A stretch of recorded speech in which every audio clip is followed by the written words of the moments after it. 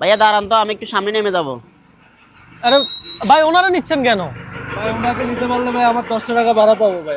10 টাকা ভাড়া পাবেন? আমি আপনারা ভাড়া দিছি না, আপনি আমার ভাই গন্তব্যস্থলে পৌঁছায় দেন, ওনার পরে আপনি আবার নেন। এখন দিছেন ভাইয়া, ওনাকে যদি আমি 10 টাকা ভাড়া পাই বাড়তি ভাইয়া, তাহলে এটা একটা কথা ভাই। সামনে আপনারা নেমে যাব ভাই। ভাই আপনি তো সামনে নামবেন, আপনি আরেকটা রিকশা ধরে তো যাইতে পারতেন। এটা তো আমি ওনারা ভাড়া দিয়ে আমি নিয়েছি সামনে ভাই। নেমে যাব, এখানে নেমে যাব। আপনি ঠিকানা দেখেন তো, চিনেন কিনা ঠিকানাটা। দেখি দেখি, ঠিকানা হয়ে গেছে, হয়ে গেছে। দেখি বাজার সাবি। পকেটে কি আছে, কি আছে? টাকা পয়সা কি আছে? আইফোন, অনেক দামি মোবাইল। টাকা না টাকা?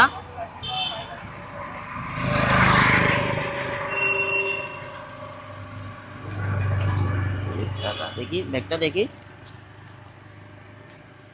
অনেক ভালো না? ঘড়িটা তো অনেক সুন্দর। হয়ে গেছে, হয়ে গেছে। টান দে, টান দে, টান দে। হ্যাঁ ভাই, ভাই আমার বাসা কই?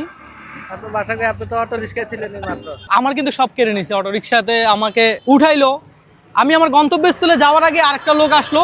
আসার পরে আমার বলতেছে ঠিকানাটা কোথায়। ঠিক তখনই কিন্তু ঠিকানা যখন আমার কাছে নিয়ে আসছি, তখনই টাকা দিয়ে কিন্তু শয়তানের নিঃশ্বাস দিয়ে আমাকে তাদের আয়ত্তে নিয়ে চলে গেছে। তো এটাও ছিনতাইকারীদের একটা নতুন কৌশল। বর্তমানে কিন্তু এই ধরনের প্রতারণার ফাঁদে অনেকেই পড়ছে।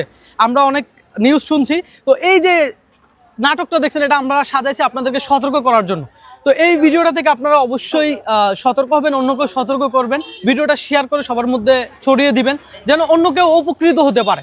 আর এইভাবে কেউ যদি হুট করে আপনাকে এসে কোনো ঠিকানা জিজ্ঞাসা করে যে এটা কাগজ দিবে, সেটা থেকে একটু দূরত্ব বজায় রাখবেন।